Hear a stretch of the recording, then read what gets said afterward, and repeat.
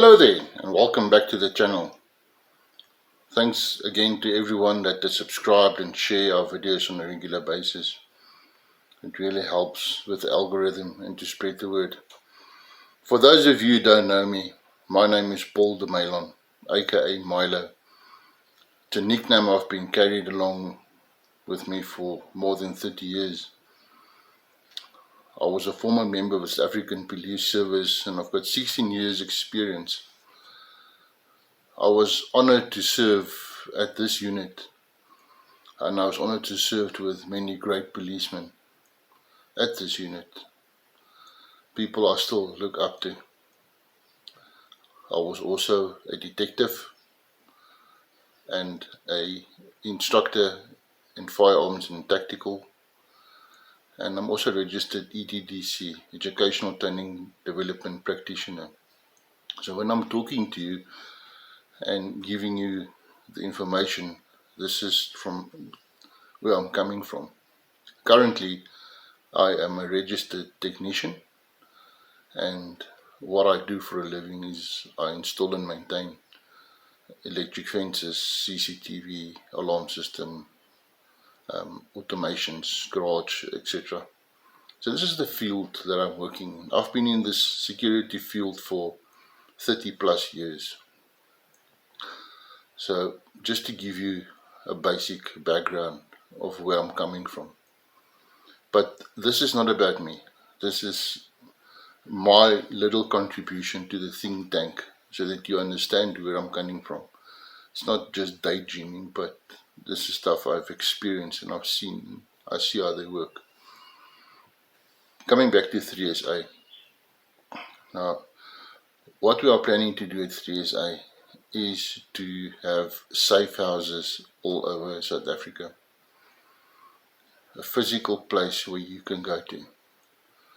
And we will make sure that those houses are protected with the latest and the best technology can offer us. Apart from that, these safe houses also need to be manned, and our preference will be with veterans to also give them the opportunity to contribute back to the community. As I said to you before in the previous program, that veterans we are the pre-Google people, and there's a lot of wealth when it comes to knowledge and experience around these people that we need to harvest for the benefit of the community. Otherwise it's going to be lost. It's also people that has been through life and have experiences in life, and in most cases, or the people that we hope that will join us is people that are more approachable experience. And I know some of the old toppies, they get grumpy, but yeah, we will go through the list and make sure that whoever the veteran is something that fits the profile that we want him to fit into, and for the specific talk to be done. Right. So one of our prerequisites for these safe houses is it must be off the grid, power and water. But it's much more than that. And the reason why we need safe houses is for the following reasons. One, something that is very dear to my heart. Not that I am a participant in it, not at all. But something I've seen, and I still see it on a regular basis in the area where I stay. And I'm sure that you also see it, and it really breaks your heart when you see families being ripped apart by domestic violence. It is not nice to witness it. It's not nice to hear it, and especially if it's your own. It's something that rips a piece out of your heart. But unfortunately, and it's not that I'm talking this good in any way, not at all. Unfortunately, the situation in our country is making things very difficult for families to function, and people are losing their jobs, and the financial strains and stresses is escalating daily, and eventually frustration creeps in. to the relationship, and things can go south very fast. And one will be surprised of the people that commits these domestic violence acts. Sometimes it's friends, sometimes it's family, your neighbor. But it's a sad reality, and something not only government, but we have to deal with as well. So our vision with 3SA is not in any way to take the responsibilities away from the South African Police Service when it comes to dealing with situations like this. But our role is merely to assist, and to assist in a special way. For example, we have a scene of domestic violence, and a decision is made, and this is also written in that specific clause, that if danger persists, that the parties must be separated. So now you have a situation, for example, where the wife or the girlfriend, and if there's children needs to be separated from the other violent partner, maybe the husband or boyfriend or whatever the case may be. So separation is needed for the situation to cool down. And this is where 3SA steps in. It is there to assist the police. Because what happens in many cases is these people don't know where to go to. These people might just be left at the police station. They don't have family or friends close by. And this is where we want to help, by creating these safe spaces, not just for domestic violence, everyone that is in danger. This is what these safe houses is for. Is then for our veteran, or which we're going to call our guardian, to then be mobilized to whether the scene or the police station or wherever the case may be, where they are needed, and to collect for example, the wife and the children, and then take them to the safe house. In the safe house, we want to give them the comfort of home, give them a decent place to sleep, a place to wash up, food, if they need clothes, help them to get to work or get the children to school, help them to bring a form of normalization to their lives. The safe house, being guarded by veterans, will be very strict when it comes to access control. Only certain people with access to this house. The police, investigating officer, prosecutors, some people from the legal departments, if needed, social workers, religious leaders, and whoever the person or the victim give permission to come into the house. This is the role we want to play as guardians, the protector of those that is the most vulnerable. But there's much more to it. It is not just for domestic violence. It is. Let me make it clear. This is not a house for people that are destitute. This is people that are experienced, that are in danger, that is in trouble. This is the type of people we want to help and assist. More so is having the experience of these veterans. These houses can be utilized for much more.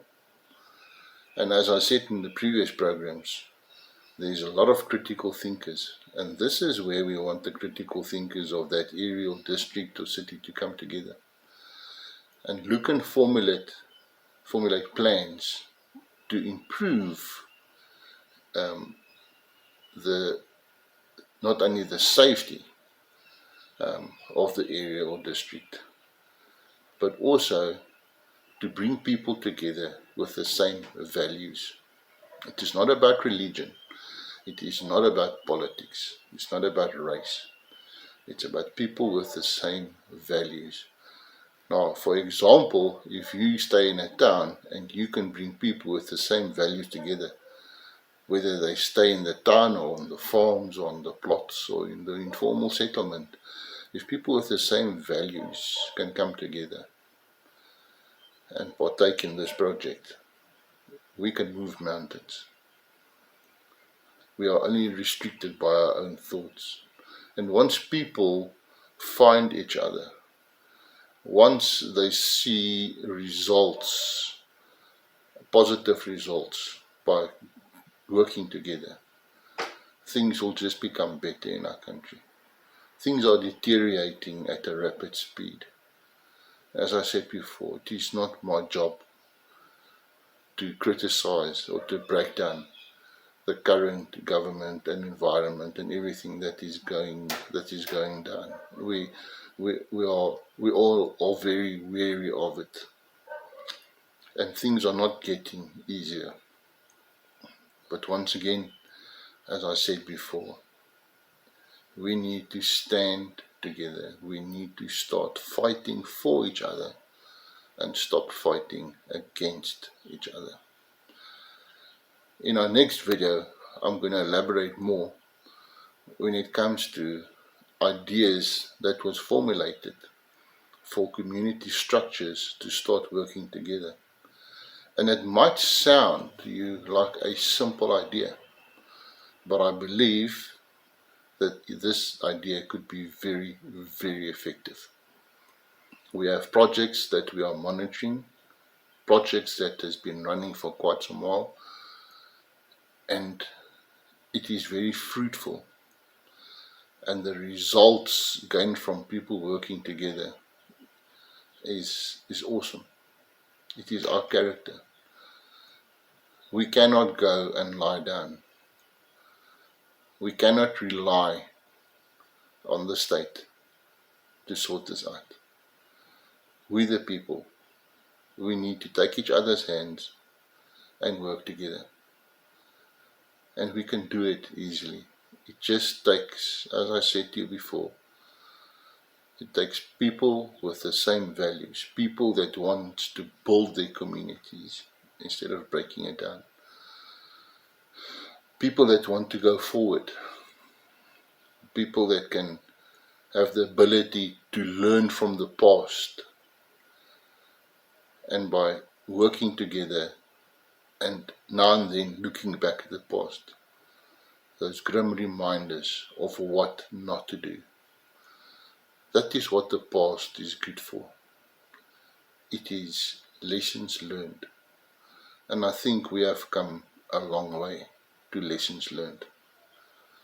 It is time for South Africa to stand up. Everyone. Business, farmers, residents. Doesn't matter if you're black or white, Indian or colored, what your religion or what your gender are. It is time to unite. Don't worry about what the politicians are saying. It is who and what you are. We are in this sinking boat together, but we can save the situation by cooperation.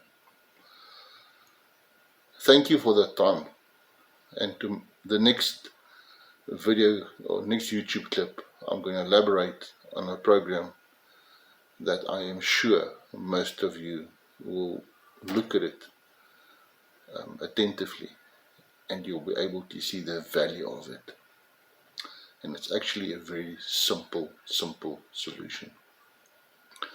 Once again, if you can please like, share it, subscribe, and make sure that you activate that bell icon for your notifications. It doesn't cost you a cent. It is just at the bottom. I'm sure that if you don't understand how it works, ask your grandkids or your children. They know how to do it. But for the rest of you, I hope you have a wonderful day and a wonderful weekend. See you next time. Bye.